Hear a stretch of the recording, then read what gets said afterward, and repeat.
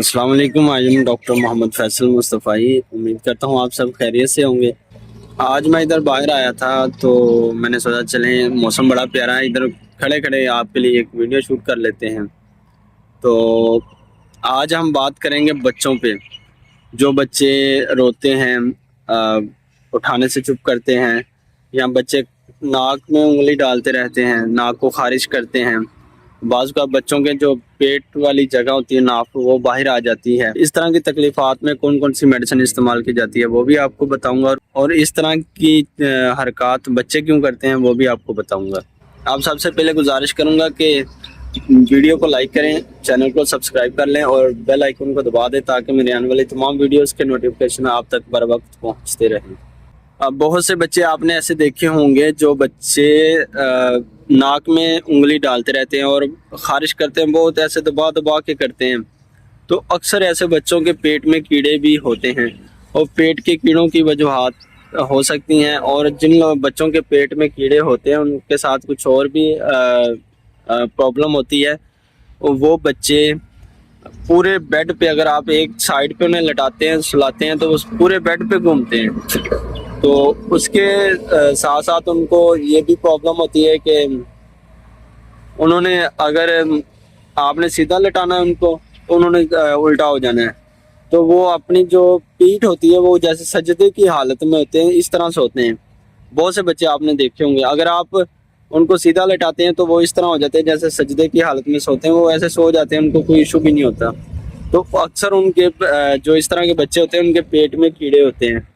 तो ऐसे बच्चों के लिए होम्योपैथिक में बहुत अच्छी मेडिसिन मौजूद है। तो जो बच्चे नाक में उंगली डालते हों या नाक को खारिश करते हों, मसलते हों ज़ोर ज़ोर से, उनके लिए, और जो बच्चे उल्टे सोते हैं उनके लिए, और जो बच्चे आप बेड पे एक साइड पे लटाते हैं और पूरा बेड घूम जाते हैं, उनके लिए जो मेडिसिन इस्तेमाल होगी होम्योपैथिक में, उसको साइना कहते हैं। और साइना का बहुत अच्छा रिजल्ट है। साइना 30 पोटेंसी में बच्चों को दी जाए तो बहुत अच्छा काम करती है। इसके साथ साथ आप फ्लिक्स मास, एक ये भी मेडिसिन भी 30 पोटेंसी में आती है, इसको भी आप इस्तेमाल कर सकते हैं। इन दोनों का कम्बिनेशन बनाकर आप इस्तेमाल कर सकते हैं। बल्कि मैं आपको एक और मेडिसिन बताता हूँ, आप तीनों मेडिसिन मिक्स करके इसको इस्तेमाल करेंगे तो बहुत अच्छा रिजल्ट रहेगा। उसमें नेट्रमफास, साइना और फ्लिक्स मास, ये तीनों मेडिसिन कीड़ों के लिए बहुत अच्छी है। कीड़े किसी किस्म के भी हो सकते हैं, या आप इनका कम्बिनेशन बना लें, या आप इनको अलग-अलग एक घूंट पानी में या एक चम्मच पानी में 2-2 3-3 कतरे, बच्चे छोटे हैं तो उनको तीनों मेडिसिन को मिलाकर पिला दिया करें तो ये बहुत अच्छा काम करेगी। तो ऐसे बच्चों को कम से कम ये मेडिसिन आप कोशिश करें कि 20 से 25 दिन या 1 माह खिलाएं, तो इंशाल्लाह उनका मसला हल हो जाएगा। और जो बच्चे रोते हैं, रोने की वजह से बहुत ज़्यादा माँ बाप परेशान हो जाते हैं, चुप नहीं करते, ऐसे बच्चे जिनको उठाया जाए और चुप कर जाते हैं, मतलब गोद में उठा लिया जाए तो वो चुप कर जाते हैं, अदरवाइज वो बहुत रोते हैं। आंधी भी आ गई है, मैं तो वीडियो बनाने शुरू हो गया था। चलें, कोशिश करता हूँ जितनी बना सकता हूँ बना लूँ, उतनी आपके साथ शेयर कर देंगे।